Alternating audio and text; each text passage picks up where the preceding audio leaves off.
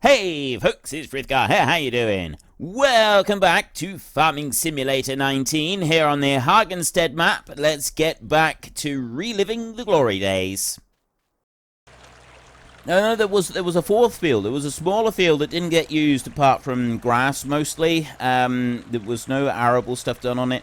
So you had railway field, you had line field, and you had station field. Station field was so named because it was the one that was closest to the station. Never mind that the station was a mile away from the farm when the railway line was actually active. The station was more than a mile from the farm. It's just that that one happened to be closest to the station at any point on the farm. So you had railway field, line field, station field, and then you had one other little one that was next to the railway. This was on the other side. It was the only field we had on the opposite side of the old railway. The old railway itself used to have cattle on it. And so the cattle would sort of wander up and down. But there was a little bit of a grass field there as well. And because they'd cut down 5 big trees in order to have the field there, they cut down these trees and then reseeded a little area so they'd have a bit more grass that they could mow in the summer if they needed to, or just generally have a field for the cows to mooch about on instead of just being on the railway all the time, because the railway did tend to get a bit muddy in the winter, whereas the grass field wasn't quite so bad. It wasn't great, just not as bad. So they called that one tree field because they cut down trees in order to make the field. So that one was tree field, and then you had line field and railway field and station field. And it just, to me, that kind of emphasizes the lack of creativity that generally resides in agriculture when it comes to naming your fields. What else have I seen? Hatchet field, because the field was, you know, when you looked at it on a map, it looked a bit like a hatchet. That was a highly original one. There was, I mean, I've had curlew field and lark field and nightingale and, you know, sort of fields like that that were named after birds that you quite often see in the fields that were being talked about, and I always thought that was quite good. Having a field called nightingale or lark or anything of the sort. And badger field, I've worked on 4 different farms that have each had a badger field. Shows you how common badgers can be in this country. People still generally don't like badgers. So many farmers don't like badgers because they can go after livestock. And then there is, of course, the rumour that it's them that causes TB in cattle, and yeah, so we're not going to get into the whole discussion about TB in cattle and so on, because there's lots of evidence either way on that one, and it's a long discussion to be had, and it sort of becomes bogged down with politics and other such nonsense as well, so we won't go into it. But there's a lot of badgers in this country, and I always like badgers. I think they look absolutely amazing. English badgers, someone described the difference between English badgers, well, it's actually not someone, it was a meme I seen, the difference between an English badger and an American honey badger. You look at the American honey badger, and it looks slightly psychotic, and the thing it said on there was the American honey badger looks like it's going to shiv you and steal all of your money and yeah, basically just rip your heart out, whereas the English badger just looks like it wants to sit down with you and have a cup of tea.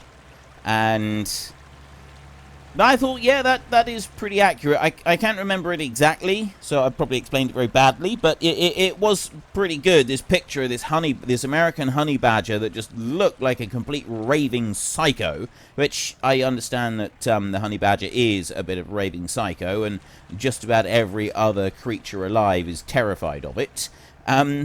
And it genuinely does look like a drug addict that is about to shiv you for $5. Whereas the British Badger really genuinely looks like it's just trundled up the lane and is about to have a cup of tea with you. It's perfect. Go and have a look. It always makes me chuckle. Every time I look at that meme, it always makes me chuckle. Just, I don't know, Badger meme or Badger comparison meme or something like that in Google, you'll probably find it. It's not exactly a difficult one to find, I don't imagine.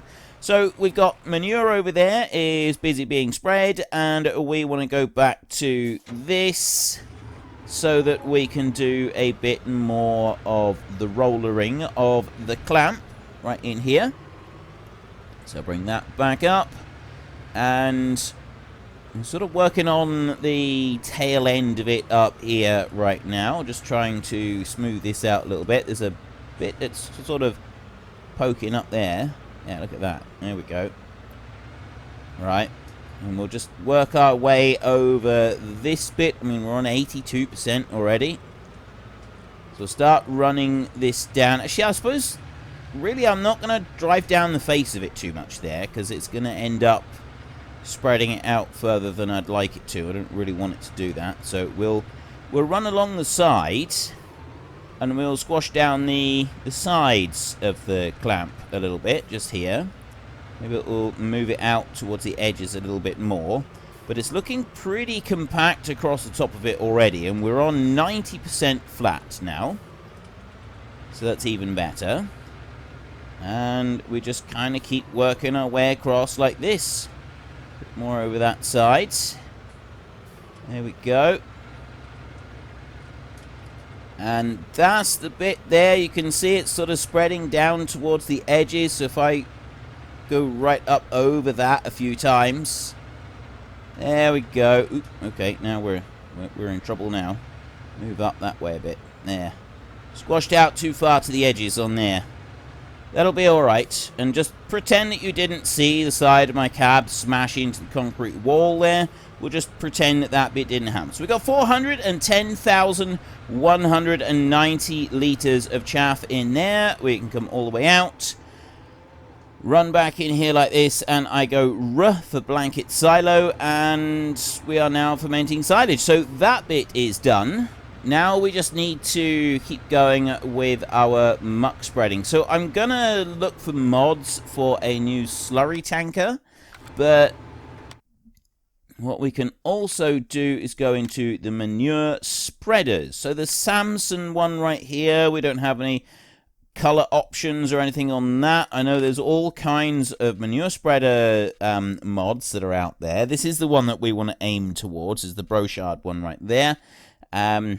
We've got the Joskin Tornado 3 right there, which I actually think is a pretty good looking mod. Doesn't have any color options on it though, which immediately puts me off. 19,000 litre capacity is not too bad. We do have the Stroutman right here from Stevie's gone and done his little bit of work with that one, although it doesn't have any options, so I'm guessing this is an old version. If I go and get an updated version, I'm pretty certain this one would have an adjustable capacity on it as well, as he seems to have done that on everything. What does the Stroutman look like if we go in here and we do... So you got pink underneath, we got the rim color, which would do pink, and we got the main color, which would do pink. There we go. Now we're talking pink manure spreader. So Stevie never lets us down. He's always got, we've got the full color options on there. It's just that what we don't have is ability to change anything else, the capacity on it, and so on. So we'll leave that at the moment. Plus, it also requires 220 horses to pull it, which the small tractor that we're running at the moment doesn't have. A little bit of a shame. It does seem to go a bit further with one load of manure than it does with one load of slurry. So we're not going to need to go quite so many times with it, but we are still going to want to change this spreader over, because it's taking too long. We're too many trips backwards and forwards having to do this job. So we definitely want to be upgrading our fleet of spreaders so that we can do this job a little bit better. So I'm going to bring you in around here like this. Tractor in the way right now. I suppose it's not really in the way all that badly. And slurry spreader, muck spreader, sorry. Back you into there like that. And then we go over here. Hitch that one on. I'm not going to bother turning my seat round on it this time. We'll just sort of do it like that and we'll reverse in. It'll be fine. Hook you in onto there and fire you up. Lower you down in and then just back you in like that. That's all we need to do. That'll quickly load that one up. Take everything out. It does do a pretty good job of cleaning up the edges of the manure pile. Got to admit that bit. It does do a good job of it. You've got to get it closer to the edges to clean it up properly, but it still works. It does pull everything in, which I quite like about this. So that one can just stop there for a minute. Go over to you. And we'll get you started over in the fields. I'm wondering if I should just fast forward time now and sort of run with this one. Have this one running overnight so that we can get going with the fertilizer spreading. We've got the fertilizer spreading go and do. I've got 2 tractors to go and put away first. We'll go and do that. We'll put 2 tractors away and then we'll come back and see about sort of running it on fast forward overnight. And I'll keep going from this side. I was wondering about doing a pass down the side of the field, like the other side of the field, but we'll run it from here for a minute. So you go down through there like that. I will go over here. Fold this one up, get it put away. We've got actually a little bit here, so I don't want to fold anything up just yet. I want to just do that. And now we've stopped. Fold it up, put this one away, and get this one back to the yard and in the shed. And then we will have a bit of fertilizer spreading to do on all of the arable fields. I wonder what the sugar beet prices are at the moment. We're on 6 o'clock now. Getting closer to, well, I was going to say we're getting closer to a high price, but not necessarily. Leave you running there for a second like that, and very quickly pop in here. 425 so far. I've got 2 others increasing in price as we speak, so I'm hoping that sort of by the morning one of those prices will have settled above 450 euros per 1,000 litres. They're not necessarily going to. We know that they're never particularly reliable. But hopefully we can take a look at it. Now, as for the root crop storage that we're going to put in over here, I haven't actually altered the thing that I was going to do just yet, but I've also had a suggestion that there's another mod that I should take a look at. Rather than using the one that I was considering, there's one that actually, it's a building that you've got to drive into. But it stores the sugar beet and the potatoes underground, and I thought that that was probably a better option, a more realistic option as well. And I quite like it. I quite like the look of it, so I might take a look at that one and we'll use it. It does depend, I mean, let's say it depends on what the volume of storage is. I'll alter the volume of storage. That's a really, really easy, simple edit to go and do. So I can easily tweak the volume of storage. That's not going to be any kind of a problem. And then we can have this one that has got the built up bit over the top with an underground tank for storing the root crops under the ground. So I'll have a look at that. I was actually meaning to have that one already installed before I did this recording session, but then I completely forgot about it. I did remember about the placeable objects one, so we've got that one now, obviously, but thinking about that one caused me to forget about the other one, so Although the root crop storage one isn't all that important just yet. Something that we are going to want to do, but it's not, like, majorly important at the moment. Now, you're going to run down here. You're actually doing a pretty good job of spreading everything all the way there to the end, and that's pretty much it for the end of the row there. I mean, there's a tiny, tiny bit that could potentially have a little bit more on. We have now jumped forward, which means I don't need to wait and skip the night for doing the crops, for doing the fertilizer on the crops. I can just hook on the fertilizer spreader right now, get that one going. So let me go and have a look at that a second before we do this, because that's not going to take very long. And oh, okay, maybe not. The grass has grown, but the crops haven't. Go back and have a look over here. See, the crops are still the same. The grass is the only bit that's grown, so we are going to have to wait until morning for that, which is actually surprised me a little bit. I thought that they would all grow at the same rate, but apparently not. Okay. Let's put you in over this way, like that. Back you in up to there, and start this one up. There. Lower that down there like that. That's going to take out some of the manure in there. And I can just start sort of pushing it back into the heap like this. So this is load number 3 that we're loading up here, isn't it? I think it's load number 3. Something like that. Yes, it is. This is load number 3. So we should have about 70,000 something litres left in for the cattle at the moment. Manure 104. How much did we have? I thought we only had 100,000 in there to start with. It wasn't 130, was it? Maybe it was. I'm confused now. I don't know.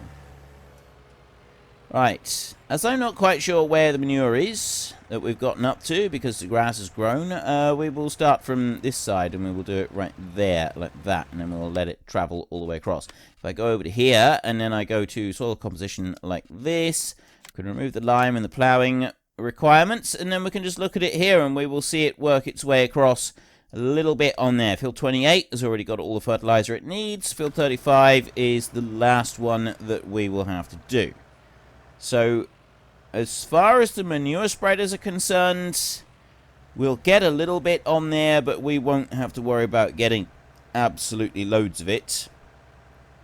I am going to fast forward time though, because if we look down here, that didn't change, so that's not going to change for a while. We'll sit up here and we'll watch this one just while he sort of works his way through and time ticks through as well. The important thing that we're going to want to watch here is these prices just here. So that's gone up to 425 and stopped. Transport company there is currently on 378. Climbing restaurant went to 393 and stopped. So transport company could very well be a viable one. That's one that does sometimes give us a good price. The port is going to drop and then it'll come back up again. So, I mean, we could be a little while before we're able to make a sale. I want it to go to above 450. This last load, I would like it to get above 450. I mean, 425 is kind of acceptable. It's not quite enough, really. I mean, 481 is the highest, so we really want it to be above 430 or 481, so 48. 10% below the top level is where I've sort of said is my mark. So 10% below, 10% of that is 48. So that would put us down to, from 481, that's going to put us down to 433. So I'm 433. So we are just a little bit below, but not a huge amount. 433 is what I would like. But this one's still coming up. There is potentially still hope there. Let's go and have a look over this side and see. Okay, nothing there on the crops. but nothing grow there. And I want to go back to the fertilizer, and you're done. Don't need to do any more on there. That one is all finished, so we'll come back here. We don't normally work through the night like this. It's not normally our ethos to work through the night. Normally we like to go and get a bit of shut-eye, but for once I am actually quite happy to work through the night. I'm quite happy to go and do that, just for once. We're up to 11 o'clock at night already. We've just got the smallest field left to do now, while we're working through the night. I'll reverse that one in there like that. Switch to you. Let's have some lights on this one as well. Fire it up. And load that one back up to maximum. Won't take very long. There we go. Right. Shut that one off. I'll turn the lights off as well. 6,310 property maintenance, 1,030 in animal upkeep. That 1,030 should be the cost of the animal thing. That's costing us 30 euros per animal per day to keep the stalls cleaned. That's essentially what we're doing in there. So I'm going to bring you over here like this and start that one going down through there. We'll go back and have a look. So soil composition, we got growth. We have reached the next growth stage, so we should be all right to wait until the morning before we get going with that one. And the prices in here, 398. We managed to reach at the transport company, which is not the level that we wanted. So we got to wait probably another full day before we can get prices that we want on any of that. It's just not going to work before that. The prices are going to have to drop back down, remain low for a day or 12 hours, whatever it is, and then come back up again before we can go and sell this load. The grass has just changed again. Although the hired help is still going. Way to find out here. Hired help's going to stop now. It's not fertilizing. It's not actually accepting fertilizer, which means that the grass has grown to harvest stage. Yeah, okay, so we can't do any more. That's now stopped. We've reached harvest stage on the grass overnight. That's how fast the grass is growing on this map. It's much faster than the crops are growing. So we can do just about 2 grass harvests every time we do a single harvest of crops at the rate that the grass grows on this map, which is slightly insane. We're not going to do that much. We don't want to do that much. But we have the potential there to do, well, almost that much. Almost. Let me shut that one off like that. And then I want to go over to this one. Just going to unhitch it. Actually, hitch you back on a minute. And I'll fold that down. And then I'll unhitch it and I'll leave it there. Just going to move this one away from there. That morning is about to turn up in all its glory. So we don't really want to do too much. Like, our normal procedure is that we don't do anything until 10 a.m. because we put this going at 10 o'clock and we don't do any work before then. So we want to just sit around here and wait until 10 o'clock. So we've got another 4 hours to wait. I mean, we could just take this one right here and drive over. Wait, those crops, they're on the second stage already, aren't they?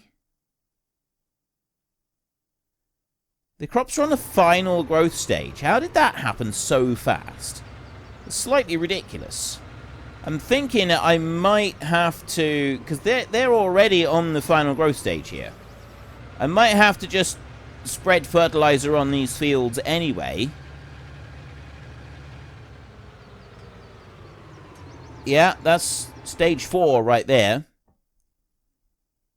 They've jumped along in leaps and bounds right there. I wasn't expecting it to grow that quickly.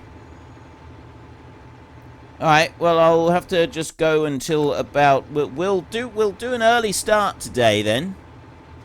8 o'clock. Which means we'll do the milk at 8 o'clock as well. I mean, we don't normally do the milk at 8 o'clock. And I will go through here like this.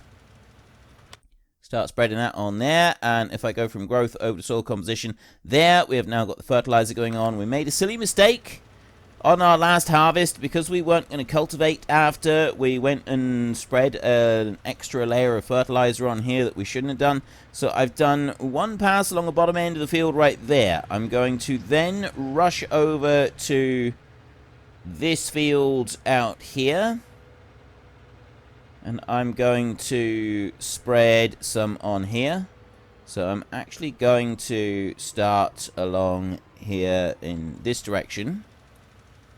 And set that one going there. And then I'm also going to take a look and see just the rest of the night. Okay, so we're dropping there on the restaurant at 389 now. And the rest are kind of stagnant. So we're going to... I'm not going to harvest today. Although there is a very good chance that we could reach harvesting stage today without any trouble. I'm still not going to harvest today. I'm going to let it run forward for a full day before I start doing the harvest. Just because I kind of want to. Mainly because I want to get a decent price for these sugar beet and I want to get them sold. And then we can kind of take a look at what we do after that. So if we go back over this way, growth, that has already been harvested. That was wheat in there, and then we had some oats. I don't know what was in there. It doesn't look like there was anything in there at the moment. Go back up to here. So I could go and remove that shed now. Now that we've got this thingy for removing the objects, I could just remove that shed, not bring the machines out over this way. If I'm going to remove anything, it'd be that big stone over there. I don't think we'll remove stuff next to the fields that we've already got, but we'll definitely want to be using this whole removal tool for removing items next to some of the fields that we're going to be working in. So I want to bring you down this way. This is kind of the slightly longer way on the field. And you haven't finished anything. Don't tell me this rubbish. You have not finished. How close have you got to get to the edge of it before he recognizes it? About that close by the look of it. Helper H, Helper I, Helper H, Helper F, Helper B, Helper A. They've all let the team down. Every single one of them. So he's going to go through there and do a little bit in here. We can't do any more on the grass field, which means that the grass field right there is going to be slightly less yield on that one than on the rest of it. Now, cows, I was wondering whether I should start them now at 8 o'clock. Or if I just wait until 10 o'clock anyway, like I would normally. No, we'll wait until 10. We'll do the milk sale can be done at 10 o'clock. I mean, I can come over here and I can do the water in there like that. And I can also take a look at the cows in here. Total mixed ration, we can't do anything about. Straw, we could put a bit of straw in for them, actually. We could go and get our tractor and get our forage wagon and then get some of the straw out of storage and stick in for the cows. Top them all up. I'm doing that.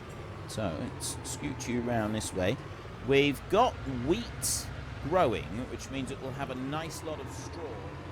Unfortunately, folks, that is all we have got time for today. A massive thank you to everybody who has earned their way into the Great Book of Names. To find out some more details about all the names coming past, please head into the description and click on the link to the Discord. It's a link to another video. The link is on the other video. Please also consider checking out the links there for Nitrado, who provide gaming servers for games like Farming Simulator, Minecraft, Ark, and several others. And there's also Fanatical, who will help support your gaming habit by providing you with cheap games and also giving me a small commission on anything that you buy using my link. If you've enjoyed this particular video, then please head down below and give us a like. And if you really enjoyed it, then please tell your friends all about me. Get them to come and watch as well. That would be awesome. And until next time, thank you very much for watching. This is Frithgar. Goodbye, and see you later.